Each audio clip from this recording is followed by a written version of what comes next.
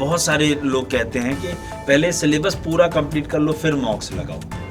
तो क्या आपको लगता है कि सिलेबस पूरा करके ही मॉक्स लगाने चाहिए, कब से लगाने लग जाने चाहिए? मेरा सर ऐसा मानना नहीं है। हाँ। अगर सपोज करिए आप चारों सब्जेक्ट लेके चल रहे हैं तो जीएस को तो एक बार को हटा दीजिए कि, लेकिन बट क्या है कि सपोज करिए मैथ्स का आपका अगर हो गया, एक चैप्टर खत्म हो गया, तो उस पर्टिकुलर चैप्टर के एटलीस्ट क्विजेस तो आप करने शुरू कर दीजिए। प्रीवियस ईयर पेपर का क्या रोल होता है? जैसे हम लोग तो खैर पूरे टाइम चिल्लाते हैं, लेकिन अब वो बच्चे वही है ना कि हम चूंकि रोज बता रहे हैं तो बच्चों को लगता है क्या बता रहे हैं, लेकिन चूंकि अब आप सिलेक्ट हो, अब बच्चा समझेगा ना कि पीवाईक्यूज के क्या इम्पैक्ट होते हैं, कितना बेनिफिट करते हैं। तो पीवाईक्यूज का रोल बताओ कि कितना होता है पेपर। मैं मतलब जो भी एस्पिरेंट्स हैं उनको यही कहना चाहूँगा कि बिना पीवाईक्यू को कवर किए आपका चाहे कितना भी अच्छा बेस हो, आपने कितनी भी मेहनत करी हो, कुछ भी, लेकिन एसएससी तो क्लियर नहीं होगा। कि जब आप तैयारी कर रहे थे तो मतलब कहते हैं ना सबकी लाइफ में कुछ ना कुछ प्रॉब्लम्स आती हैं, तो आपको क्या कोई प्रॉब्लम आई, कोई प्रॉब्लम फेस करनी पड़ी, या मतलब सब कुछ ऑल गुड? लाइफ में कुछ लोग की लाइफ ऐसी भी होती है, ऐसा नहीं है कि सबकी लाइफ में बहुत स्ट्रगल रहा हो।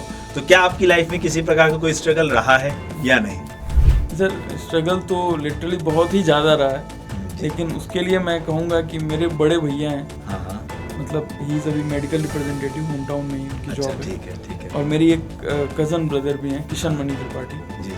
ये मतलब कुछ ऐसे लोग हैं जो मतलब कि they were 24 hours available for me. कि जैसे एक बच्चा कहता है ना मैं पढ़ते पढ़ते थक गया, ठीक है, वो बट ऑब्वियस है चीजें हैं, लेकिन आपको क्या लगता है कि आज के सिनेरियो में वो 9 से 6 की जॉब करना आसान है या पढ़ना आसान है? इस पे क्या कहना चाहोगे? जॉब में आने के बाद मैं लिटरली अभी आपके क्वेश्चन से पहले मैं कई अपने जो कजिन्स अभी भी पूछते रहते हैं, तो मैं इनको यही बोलता हूँ।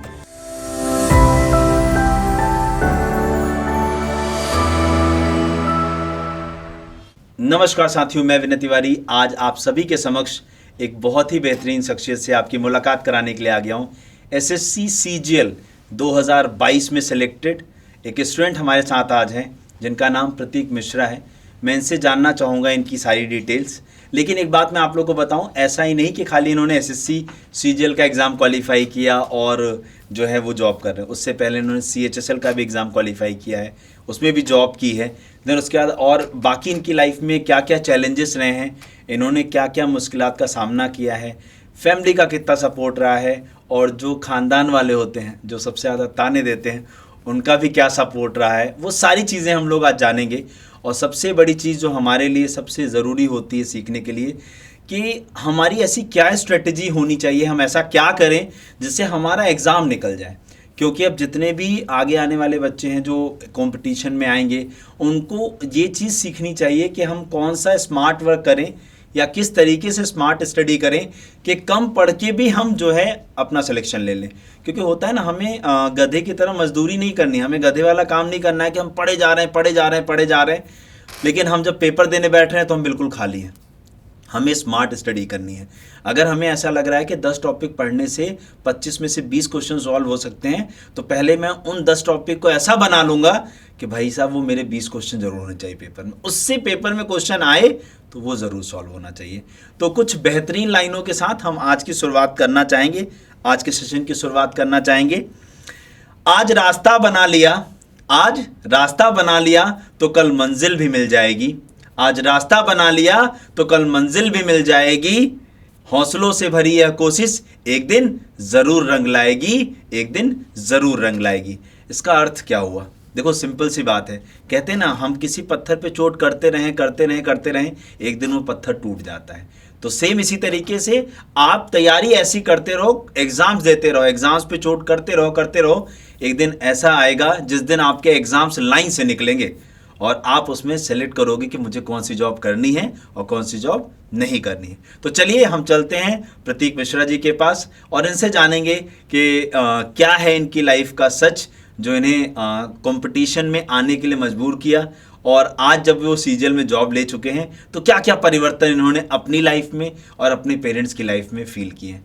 तो वेलकम प्रतीक, कैसे हैं आप? बस बढ़िया सर। तो आप थोड़ा सा अपने बारे में बताइए बच्चों को कि आप कहाँ से बिलोंग करते हैं, अपना फैमिली बैकग्राउंड क्या है, क्या एजुकेशनल बैकग्राउंड रहा है आपका, और थोड़ा सा बताइए अपने बारे में। सर मेरा नाम प्रतीक मिश्रा है और मैंने अपनी 10th क्लास तक की स्कूलिंग की है होम टाउन मेरा सलेमपुर है, देवरिया में आता है। अच्छा। फिर उसके बाद से हमने 11th-12th गोरखपुर से किया हुआ है, और फिर हमने ग्रेजुएशन में बीटेक की है गाज़ियाबाद से। और फिर उसके बाद सर मैं प्रिपरेशन में आया, तो सबसे पहले मेरा टारगेट होता था डिफेंस में जाने का। जी जी। तो उसमें मैंने काफ़ी एग्ज़ाम्स क्लियर किए, जैसे NDA, CDS, AF कैट, और मैंने काफ़ी SSBs दिए, but unfortunately can not make through in the final selection in that. उसके बाद फिर मैं ये वनडे एग्ज़ाम्स के प्रिपरेशन स्टार्ट किया, तो उसमें मैंने 18 का भी CGL दिया था, बट नहीं हो पाया। फिर 19 CGL से मेरा पहला सिलेक्शन हुआ था। मैं इनकम टैक्स TA मेरे भोपाल जोन में जॉब हुई थी। ठीक है। Yes sir. ओके। तो जैसे जब आप SSB की बात कर रहे हैं, जैसे मुझे लगता है जब भी कोई 12th पास होता है, जैसे जहाँ थोड़ा सा जागरूकता है, जानते हैं लोग, तो सबसे पहले ये कहते हैं लेटरल एंट्री होती है, इसमें लोगों तो एक पढ़ के पढ़ाई का खर्चा भी सरकार उठाने को तैयार है, और एक लेफ्टिनेंट की पोस्टिंग मिलेगी, एक अलग क्रेज होता है।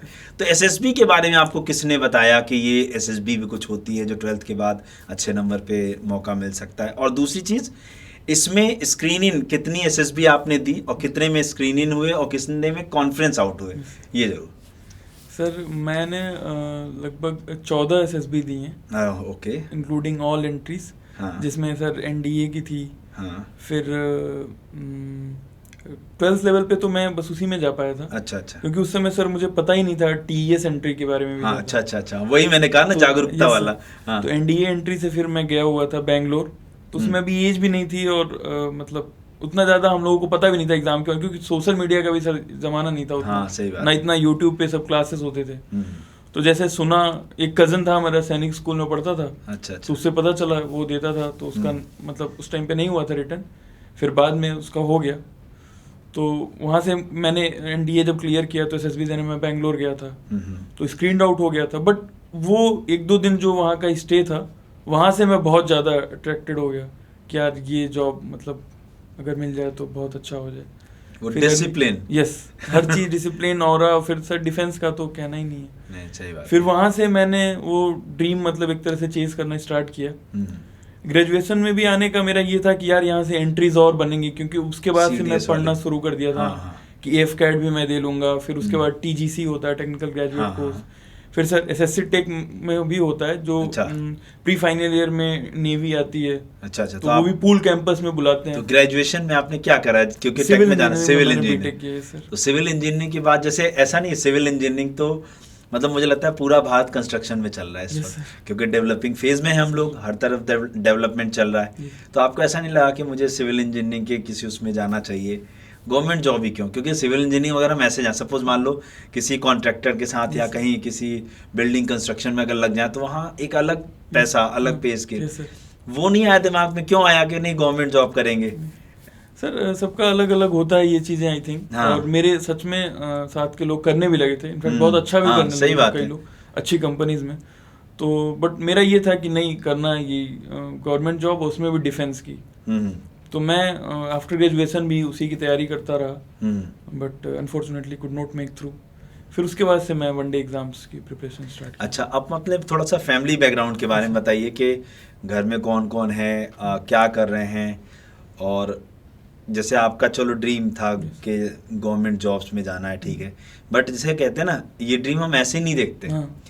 कुछ या तो हमें परिस्थितियां ये कहती हैं कि नहीं तुम्हें समय से पहले जिम्मेदार बनना पड़ेगा, समझदार बनना पड़ेगा, ऐसा कुछ हुआ, या एक सच में पैशन था मेरा कि नहीं मैं पैशन को फॉलो कर रहा था अपने? सर एक वो भी टच था, क्योंकि मेरे पापा भी पुलिस डिपार्टमेंट सब इंस्पेक्टर से रिटायर हुए हैं। हाँ। मेरे चाचा के 2 लड़के, वो लोग भी यूपी पुलिस सब इंस्पेक्टर ही हैं। तो ये एक था मेरे मन में कि मतलब गवर्नमेंट के तरफ वो एक नेचुरल, हाँ, गवर्नमेंट जॉब वाली फैमिली है तो उसी में। तो उस समय सर UPSI का भी मैंने फॉर्म भी भरा था, बट उसमें भी फाइनल मेरिट में एग्जाम क्वालिफाई किया, रिटन भी फिजिकल भी हुआ, मेडिकल सब कुछ हुआ, बट फाइनल मेरिट में 1.5 मार्क्स से नहीं हो पाया था उसमें भी। अच्छा अच्छा। फिर उसके बाद सर IB का, इंटेलिजेंस ब्यूरो का भी मैंने एग्जाम क्लियर किया, इंटरव्यू भी दिया, अगेन वही। तो उसमें तो सर मार्क्स भी डिस्क्लोज नहीं होते हैं। हाँ, उसमें तो नहीं होते, खाली एक लिस्ट आती है कि इनका हुआ है और इनका नहीं हुआ है। आगे सही बात है, उसमें भी नहीं हुआ। फिर तब तक सर ये मेरा CGL का रिजल्ट आ चुका था, तो उसमें हो चुका था। फिर उसके बाद सर एक लाइन से काफ़ी सारे रिजल्ट्स आए, फिर CHSL का भी पोस्टल असिस्टेंट मुझे अपने होम टाउन में ही मिल गया था। अच्छा। तो वो भी सर मेरे लिए एक टफ कॉल था, क्योंकि 19 सीजीएल से ही, और वो सर पहला रोजगार जो ये चेन शुरू हुई है सर। हाँ हाँ। तो वो पहला रोजगार मेला का इवेंट था जिसमें मुझे दोनों ज्वाइनिंग लेटर एक दिन मिले। उसी रोजगार मेला के अंदर आपको दोनों ज्वाइनिंग लेटर मिले। और सर वो मेरे लिए थोड़ा इसलिए भी टफ कॉल था वहाँ पे, क्योंकि CHSL से जो पोस्टल असिस्टेंट की जॉब मिली वो भी 2400 ग्रेड पे की थी, और CGL से मुझे टैक्स असिस्टेंट मिला वो भी 2400 ग्रेड पे। हाँ। तो कोई भी सुनता तो यही कह रहा था कि मतलब दोनों की सैलरी सेम होगी, तो फिर भोपाल क्यों जा रहे हो, मतलब TA से मुझे भोपाल जोन मिला था। हाँ, तो अब इसके पीछे सच बात है, जैसे मैं अगर बच्चों के पॉइंट ऑफ व्यू से देखूं, तो अब मैं क्वेश्चन बच्चों का ही समझ लो कि अब बट ऑब्वियस कोई भी पूछेगा, सपोज मान लो जैसे हम लोग हमेशा ये कहते हैं कि मान लो आपको कम एक 2800 एक 2400 ग्रेड पे, मान लो अगर आपको 2800 मिल रहा है लेकिन वो मिल रहा है साउथ में कहीं जाके या कहीं बाहर मिल रहा है, और एक 2400 घर में मिल रहा है, तो मैं अपनी पर्सनल एडवाइस ये दूंगा बच्चे को कि भाई तुम 2400 वाले लेके घर में रहो, वो जितना बढ़ेगा नहीं उससे ज्यादा तो तुम खर्च करोगे। तो अब तुम ये बताओ कि तुम्हें जब ये दोनों ऑप्शन मिले तो क्या थॉट था कि नहीं मैं TA सेलेक्ट करूंगा और मैं भोपाल चला जाऊंगा, मैं घर छोड़ूंगा, उसके पीछे का रीजन? क्योंकि वो साइकोलॉजी समझनी चाहिए बच्चों को कि कैसे सिलेक्शन ले। सर उस टाइम पे क्या हुआ था कि मतलब अब हमारे फ्रेंड्स अलग अलग डिपार्टमेंट में सब सिलेक्टेड भी थे, या कुछ सीनियर्स भी थे कॉलेज के भी, स्कूल डेज के भी। तो अब मुझे वर्क प्रोफाइल या इवन यूट्यूब से भी, हाँ, आप लोग भी डालते रहते हैं चैनल्स पे कि हाँ अलग अलग सेलेक्टेड बंदों का इंटरव्यू की क्या प्रोफाइल है, कैसा वर्क कल्चर है। तो उससे अब ये पता चल गया था कि पोस्टल असिस्टेंट में थोड़ा सा वर्क ज़्यादा रहेगा। और सर वीकली ऑफ, वीकेंड में क्या है कि इनकम टैक्स में सैटरडे संडे बहुत ऑफ रहता है। अरे वाह। तो ये था कि मतलब अगर वहाँ मैं गया तो थोड़ा सा वर्क का बर्डन भी कम रहेगा, और अपनी प्रिपरेशन अभी कंटिन्यू मैं कर सकता हूँ 4600 ग्रेड पे को अगर टारगेट कर रहा हूँ तो फिर ये एक मुझे लगा कि मैं वहाँ पे मतलब यूटिलाइज कर लूँगा अपना टाइम। और तो PSA में ऐसा मतलब 6 वर्किंग डेज है क्या वहाँ पे? हाँ 6 अच्छा, वहाँ सैटरडे जो है आपका है वर्किंग है, खाली संडे ऑफ है, तो मतलब और फिर उसमें भी सर अगर सॉर्टिंग असिस्टेंट होता है तो मल्टीपल शिफ्ट्स में भी डे नाइट। अच्छा, ये भी रहता वो भी है दिक्कत। नहीं तो फिर तो मतलब ये मुझे पता चल गया था पहले। हाँ। तो इसलिए फिर मैं अपना वहाँ जाके ज्वाइन कर लिया।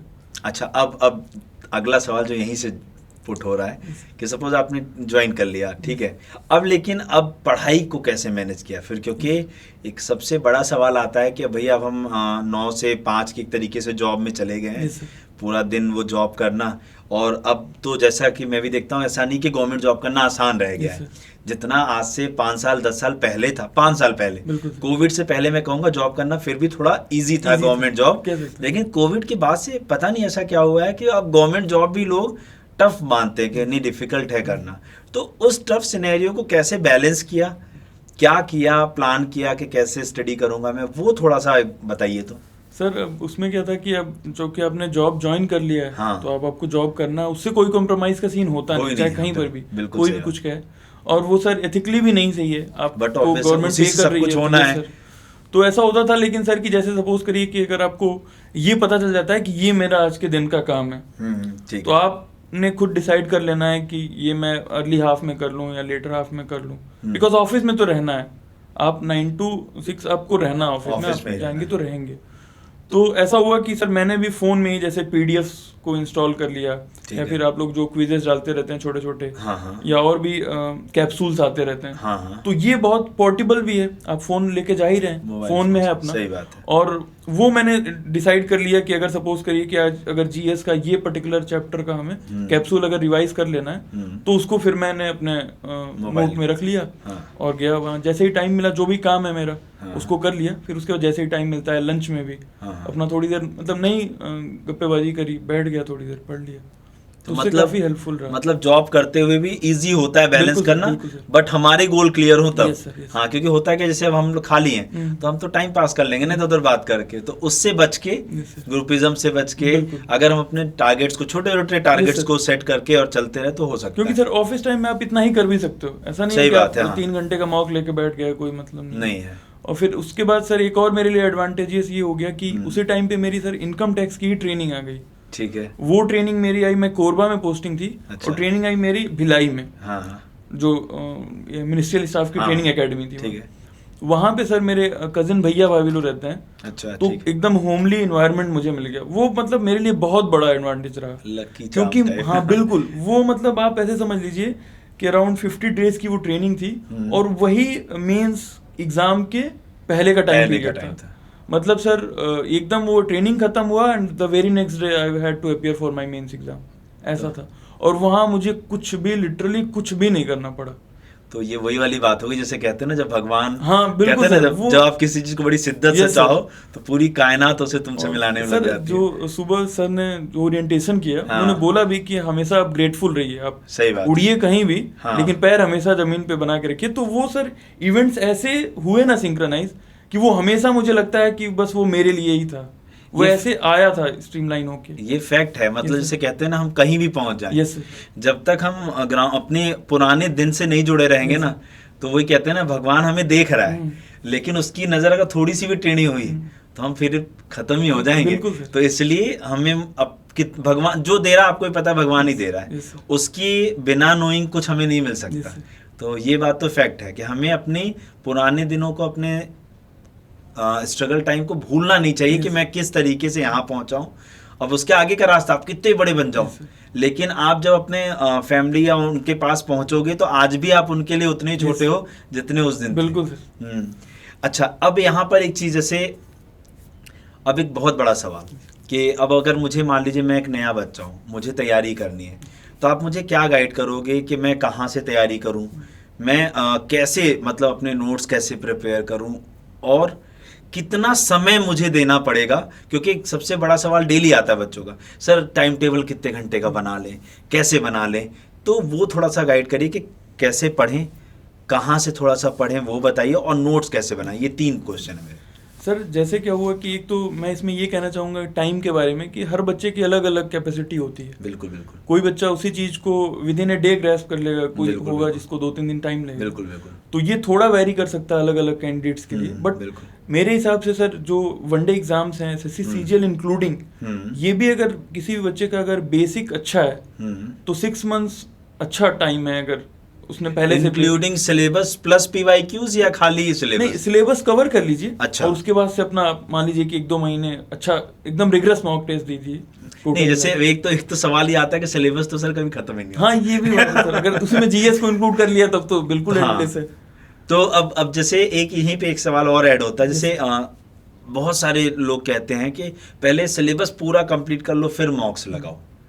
तो क्या आपको लगता है कि सिलेबस पूरा करके ही मॉक्स लगाने चाहिए, कब से लगाने लग जाने चाहिए? मेरा सर ऐसा मानना नहीं है। अगर सपोज करिए आप चारों सब्जेक्ट लेके चल रहे हैं, तो जीएस को तो एक बार को हटा दीजिए कि, लेकिन बट क्या है कि सपोज करिए मैथ्स का आपका अगर हो गया, एक चैप्टर खत्म हो गया, तो उस पर्टिकुलर चैप्टर के एटलीस्ट क्विजेस तो आप करने शुरू कर दीजिए। और अगर आप 50 क्वेश्चन के क्विज भी कर रहे हैं तब भी आपका वो एक मॉक टेस्ट वाले ग्रुप में आ गए हैं। धीरे धीरे टाइम मैनेजमेंट आने लगा एक्यूरेसी की तरफ। तो कम से कम नहीं पूरा आप देंगे, जाहिर सी बात है अगर पूरा सिलेबस नहीं खत्म है तो सही बात है पूरे मॉक टेस्ट देने का कोई मतलब नहीं है।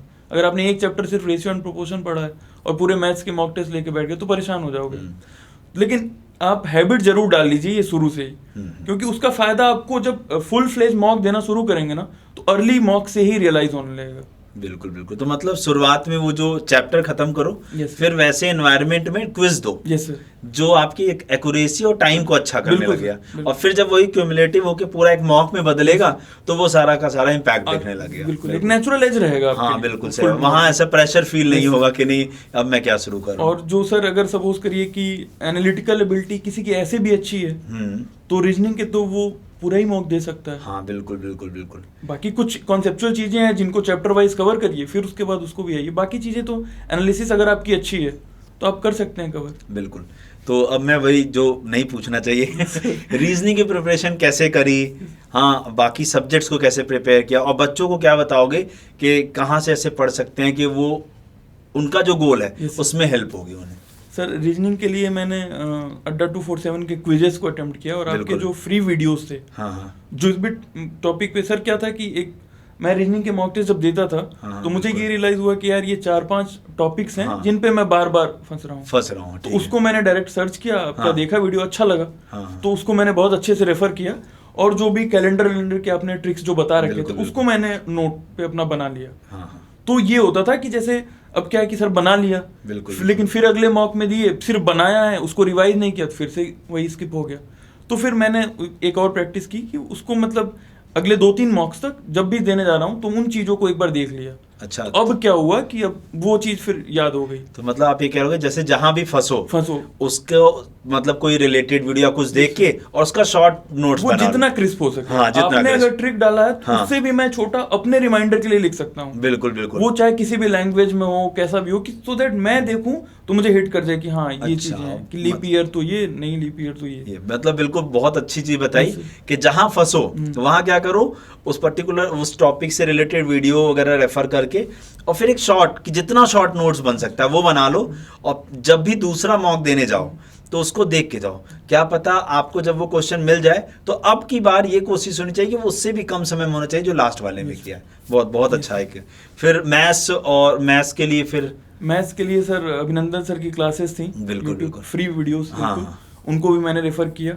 और फिर सर 22 सीजीएल से क्या हुआ कि सर पैटर्न चेंज हो गया। तो एक ये भी हो गया कि सर लेंथी क्वेश्चंस के स्कोप बचे नहीं थे अब। हाँ, मतलब छोटे क्वेश्चन क्योंकि टाइम ही इतना कम है। हाँ, तो उस सर की क्लासेस का मुझे काफी हेल्प मिला। बिल्कुल। और बाकी सर जीएस के लिए जो कैप्सूल्स आप लोगों ने डाला है वो बहुत अच्छा है। मैं सबको एडवाइस करूंगा कि काफी क्यूरेटेड एंड कंसोलिडेटेड कैप्सूल्स हैं ये, इनको आप जरूर रिफर करिए, स्पेशली जब एग्जाम्स के लास्ट आवर्स 1 और 2 मंथ्स बचे हैं, क्योंकि आप उस टाइम पे पूरा बुक रेफर नहीं कर सकते चाहे कहीं पर भी, तो उसको जरूर रेफर करिए, बहुत ज़्यादा हेल्पफुल रहता है वो एग्जाम टाइम में। डन। अब तीसरा एक बहुत बड़ा सवाल कि प्रीवियस ईयर पेपर का क्या रोल होता है। जैसे हम लोग तो खैर पूरे टाइम चिल्लाते हैं, लेकिन अब बच्चे वही है ना कि हम चूंकि रोज बता रहे हैं तो बच्चों को लगता है क्या बता रहे हैं, लेकिन चूंकि अब आप सेलेक्ट हो, अब बच्चा समझेगा ना कि पीवाईक्यूज के क्या इम्पैक्ट होते हैं, कितना बेनिफिट करते हैं। तो पीवाईक्यूज का रोल बताओ कि कितना होता है पेपर। मैं मतलब जो भी एस्पिरेंट्स हैं उनको यही कहना चाहूँगा कि बिना पीवाईक्यू को कवर किए आपका चाहे कितना भी अच्छा बेस हो, आपने कितनी भी मेहनत करी हो, कुछ भी, लेकिन एसएससी तो क्लियर नहीं होगा। ये तो एकदम मतलब मेरा पर्सनल एक्सपीरियंस रहा है। इसमें एक चीज़ ये भी तो हो सकती है, हम लोग कह सकते हैं कि जैसे सपोज जब से ये पैटर्न भी चेंज हुआ, लेकिन जो हमारा 2017, 18, 19, 20, 21 वाले ये जो सीजीएल का टेन्योर है, इसके क्वेश्चंस हमें 22, 23, 24 में भी तो देखने को कुछ मिल ही रहे हैं सर। हाँ, एसएससी का कोई भी पैटर्न होगा, क्वेश्चंस ऑलमोस्ट वही रहेंगे। बिल्कुल। बस ये है कि हाँ एडवांस मैथ्स के सर, क्योंकि अब टाइम फ्रेम इन्होंने इतना कम कर दिया है कि उसकी स्कोप बचा नहीं है अब, तो कि वो लेंथी क्वेश्चन जो 17 गायब हो रहा है, ऑटोमेटिक बढ़ता जा रहा है। हाँ, वो 17 मेंस में से हाँ, वो पेपर तो वो भयावह था। हाँ।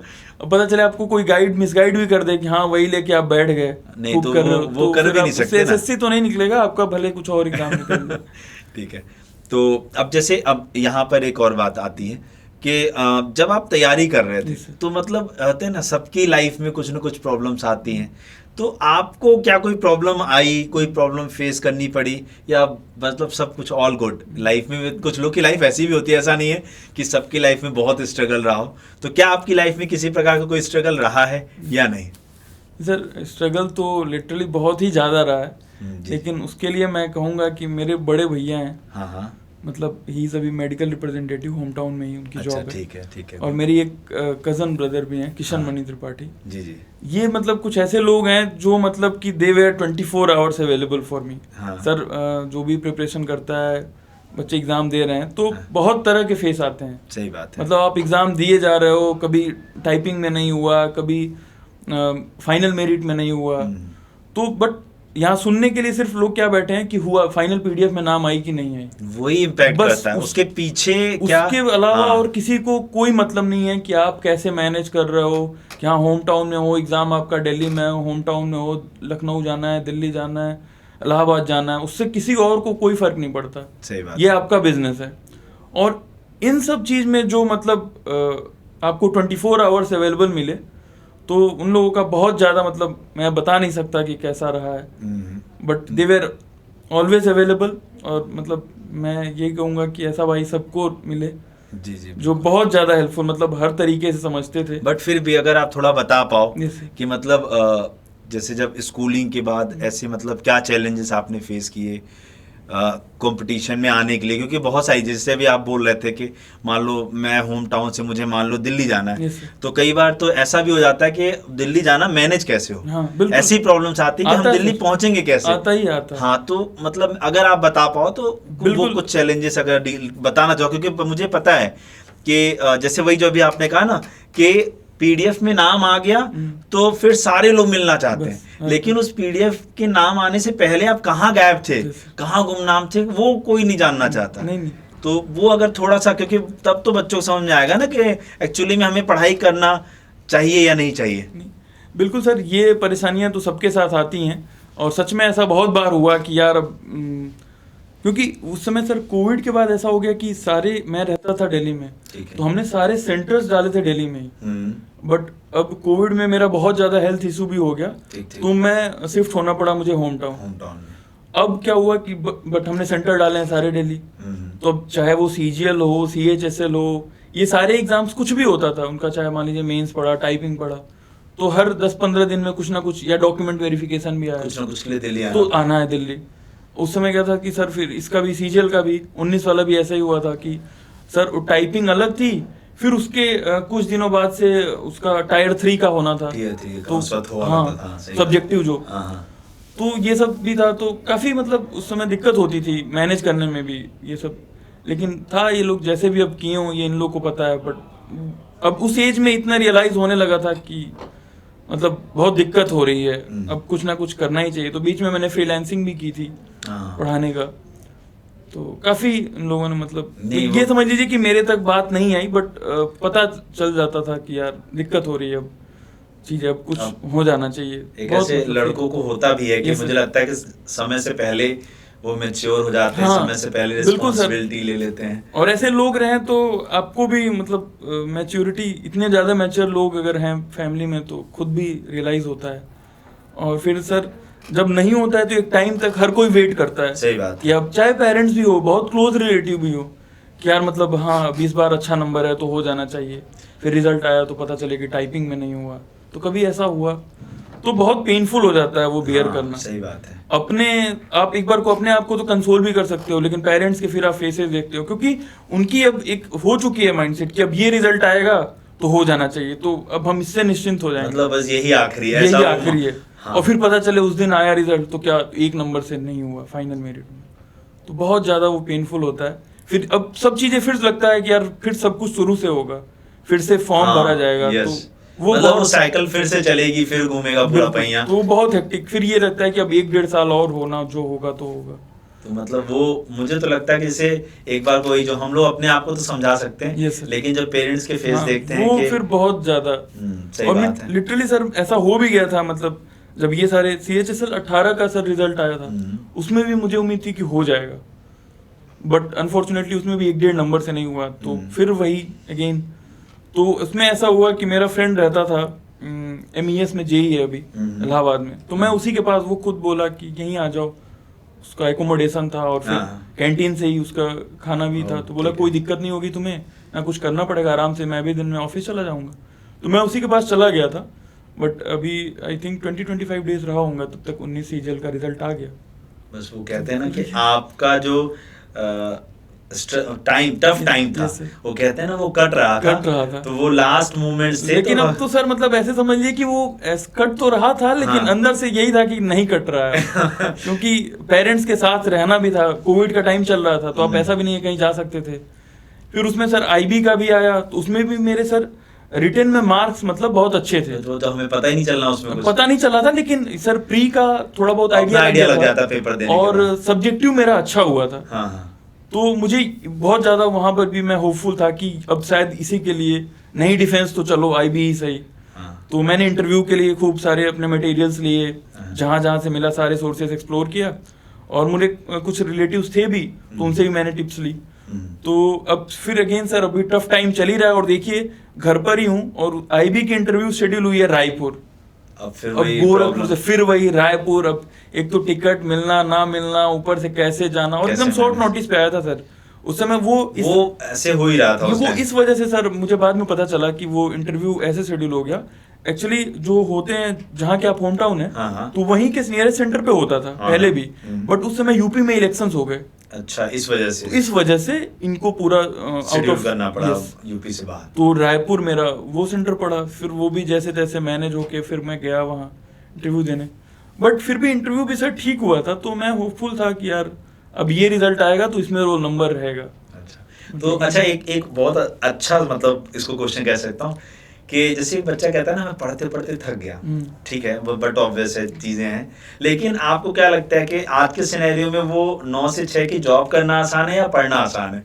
इस पे क्या कहना चाहोगे? जॉब में आने के बाद मैं लिटरली अभी आपके क्वेश्चन से पहले मैं कई अपने जो कजिन्स अभी भी पूछते रहते, तो मैं इनको यही बोलता हूँ कि यार मतलब सच में पहले लगता था कि बस एक जॉब हो जाए, हाँ, फिर तो मैं पढ़ के ये कर दूंगा, हाँ, वो कर दूंगा, जो मन करे वो, बट ऐसा कुछ भी नहीं है। जॉब में आने के पहले आप जितना चाहे उतना, स्काई इज द लिमिट। हाँ, सही लेकिन बात। जॉब में आने के बाद तो फिर आपकी भी मजबूरियां, आप नहीं कर सकते हो।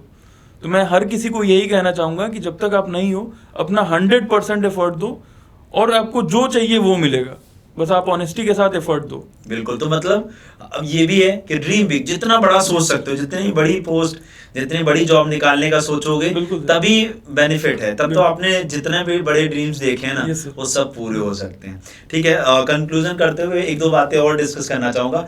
आप बच्चों को इन शॉर्ट बच्चों को गाइड कैसे करना चाहोगे कि शॉर्ट में कि इस तरीके से प्लान करो अपना, इतने घंटे पढ़ो डेली बेसिस पर, तो डेफिनेटली अगर आपने ईमानदारी से करा है तो पेपर निकलेगा।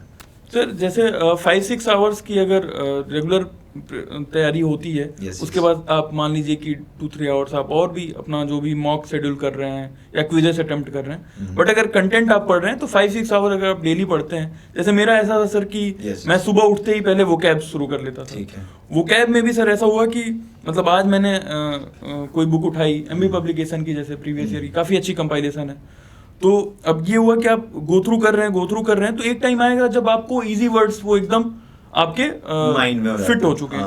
तो उसमें क्या हुआ कि अब आपको जब 2-3 बार आप गो थ्रू कर चुके हैं, तो उसके बाद आप खुद रियलाइज करेंगे कि मुझे अब 2-3 वर्ड्स ही हैं इस पूरे पेज में जिसपे मुझे कंफ्यूजन हो रहा है, उन 2-3 बस वर्ड्स को लिख लिया अलग, तो आपका वो एक पेज जो था अब वो 2-3 वर्ड में आ चुका है, ऐसे हो गया। तो ऐसे आपका जो नोट था, आपका एक पेज होगा, वो ऑलमोस्ट आपके 10-12 पेजेस कवर कर देगा। बिल्कुल सही बात है। तो अब अगले दिन से आपको 12 पेजेस नहीं, आपने बस वो एक पेज उठानी है अपने नोट्स की और वो अच्छे से कवर हो जाएगा। तो ये इंग्लिश में मेरे लिए काफी हेल्पफुल रहा और मैं अपने जिसको भी और पूछता है तो उनको यही एडवाइस करता हूँ।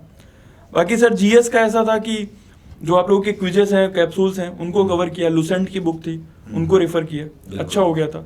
वैसे तो सर मेरा तो यही मानना है जीएस थोड़ा अनप्रेडिक्टेबल भी हो जाता है, अभी देख ही रहे हैं पैटर्न, लेकिन जो एटलीस्ट जो बेसिक है वो तो आपको कवर करके ही जाना है, चाहे एग्जाम में उससे एक भी क्वेश्चन ना है, ये तो आपको करके ही जाना है।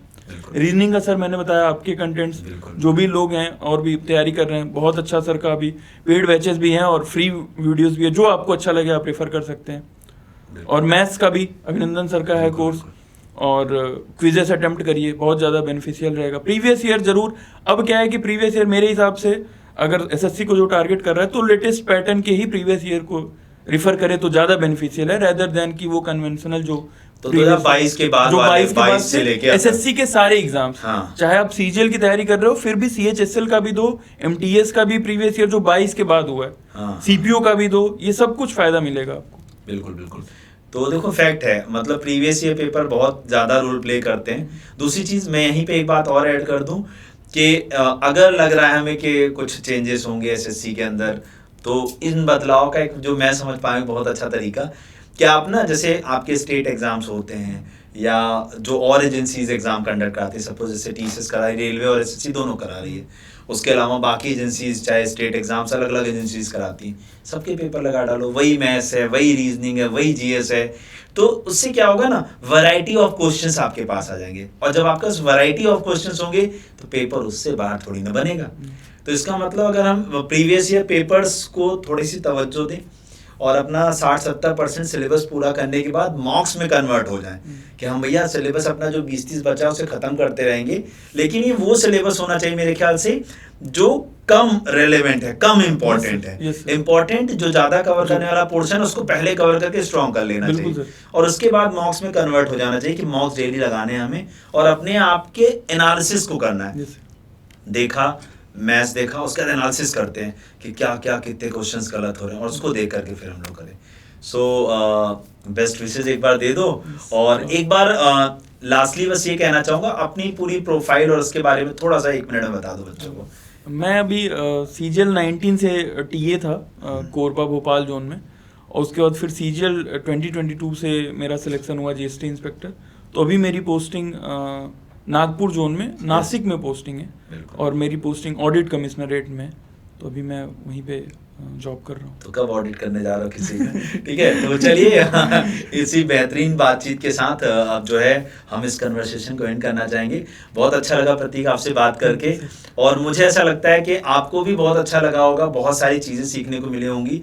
कहते हैं ना, लाइफ में अप्स एंड डाउन्स कितने भी आ जाएं, उतार चढ़ाव आएंगे। भगवान ने लाइफ किसी की स्ट्रेट नहीं लिखी है। सबकी लाइफ में, जब न्यूज़ में आप मूवीज़ में देखते हो ना, हार्ट बीट ऐसे ऊपर नीचे चलती है, तो हमारी लाइफ के पन्ने भी इसी तरीके के ऊपर नीचे हैं।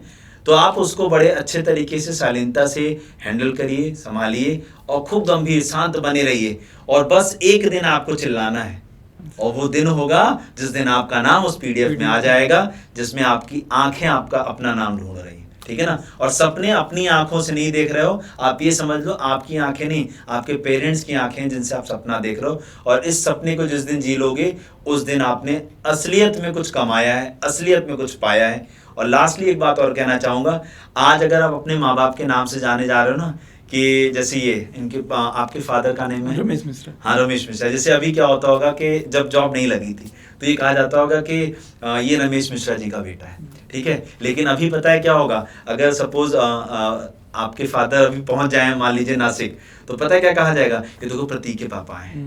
तो वो ये जो परिवर्तन है ना, कि पापा के नाम से जाने जाना, और अब आपके पापा आपके नाम से जाने जा रहे हैं, ये वाला समय देखना है, ये वाला समय लिया है ना, सब कुछ पा लिया है। सच बता रहा हूँ, वो जो एक प्राउड मोमेंट होता है ना, तसल्ली होती है दिल की, सच बता रहा हूँ, आप अंदर से रो दोगे, आपको पता भी नहीं चलेगा। तो thank you so much, bye bye, take care. मिलते हैं आप लोगों से नेक्स्ट किसी वीडियो के अंदर। Thank you.